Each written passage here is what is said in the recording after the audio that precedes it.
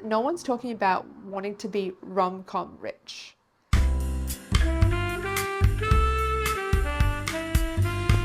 Good morning.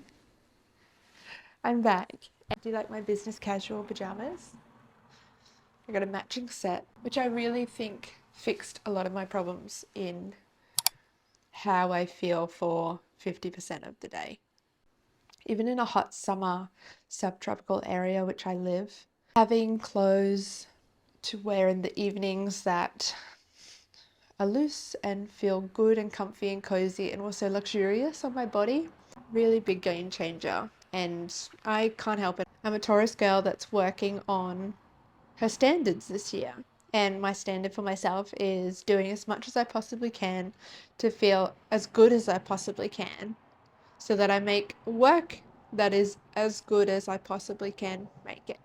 So with these standards, I've got 4 categories of which they fall into, and I feel so much better about having standards than I ever have about vision boarding or Notion templates for goal setting. And I have my friend Peter to thank for that. She constantly talks about standards, and she made a TikTok the other day about how a man that she was trying to date did not meet her standards and would not meet her standards, and she let them go. And I have not dated in over 10 years, but I date myself every day. And if I'm not meeting my own standards, then of course I'm not going to be the woman that I want to be. For example, this morning, the planets aligned.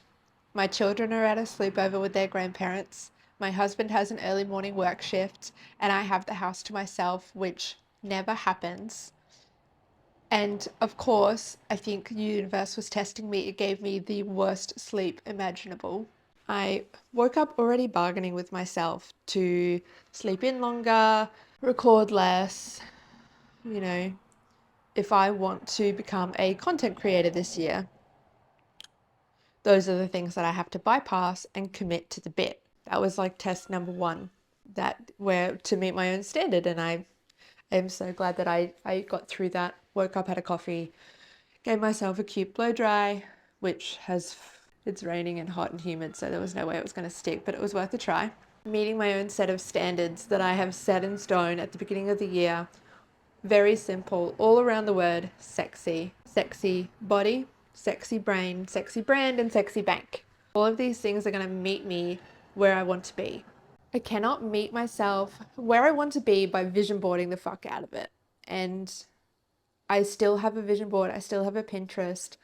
A lot of it is experience based, like how I imagine I will feel when I'm at that position, or receiving something in the mail that I really want to receive from a brand, etc. It is my job this year to focus on, am I meeting these standards that I've set myself for a sexy body, sexy brain, sexy brand, and sexy bank? Because it came to me the other day where I was watching someone else's content about wanting to be like filthy fucking rich. And I do, but not in the same way that they want to. And obviously that's not what sparked this thought, but I was like, what kind of rich do I want to be? I realized that no one's talking about wanting to be rom-com rich. Nostalgia is huge at the moment. Nostalgia has personally never left the building for me. I was raised on How to Lose a Guy in 10 Days, Devil Wears Prada, Suddenly 30. All of these movies shaped my idea of what a rich life is. All of these women have luxury goods. All of these women have an exciting creative job. All of these women have an amazing circle of friends. Devil Wears Prada is like on the maybe side. And Sex in the City. Rom-com rich is girls' nights all the time. Always having a close group of girls to lean on and rely on. Nothing that a good dirty martini can't fix. They have a cool job.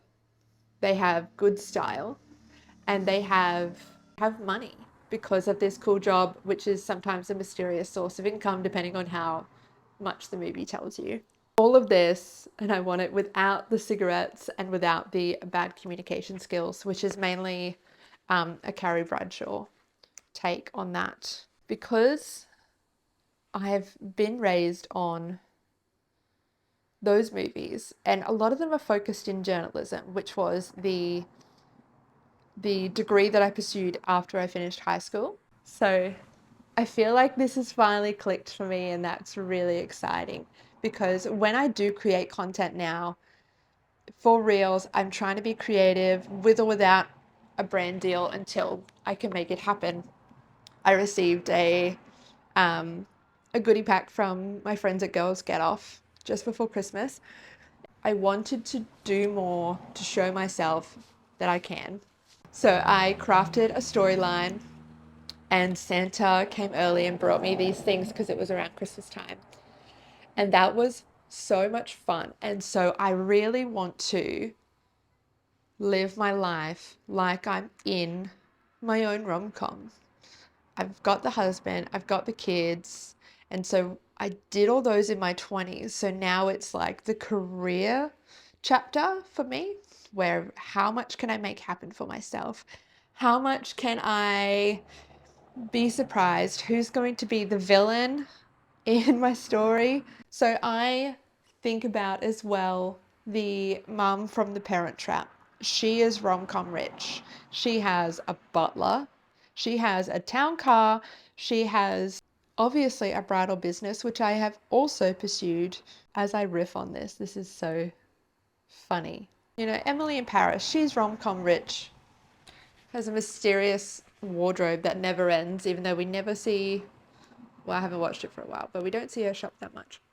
Anyway, I think this whole video is really just about like trying to share a new perspective on the new year and saying that it's okay to be sick of all the noise around how to be your best self in the new year, how to upgrade everything.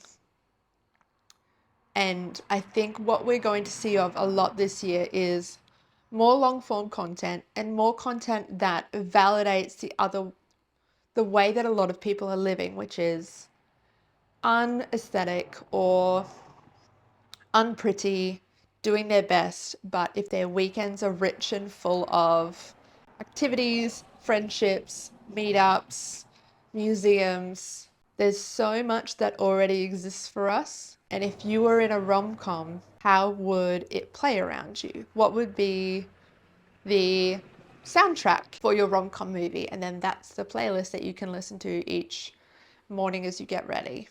What's the wardrobe that your rom-com character wears? And what standards would your rom-com character have? I feel really good about this trajectory this year. It is the year of the horse, but I would like to remind you that until February 17th, it's still the year of the snake because of the Lunar New Year. And if you don't like snakes, I would suggest that you just press the forward button to skip 10 seconds. There was a literal 1.5 meter python in my kitchen the 2 nights ago, which is also why I think I couldn't sleep last night.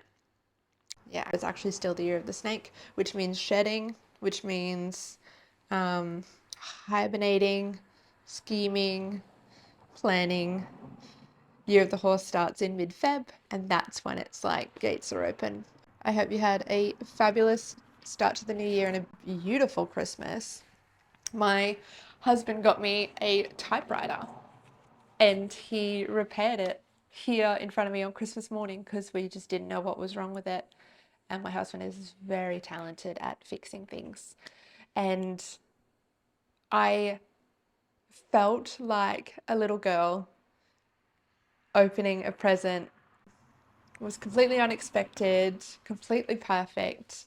I never knew I wanted one. I think I always did, like when it was cool and trendy to like Tumblr era, everyone had a typewriter just for photos and it didn't really work, but this one works. And I've been writing letters to my friends and sending them in the mail, and my mum, who actually just lives up the road.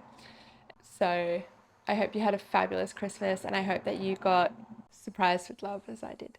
And I'll see you in the next one.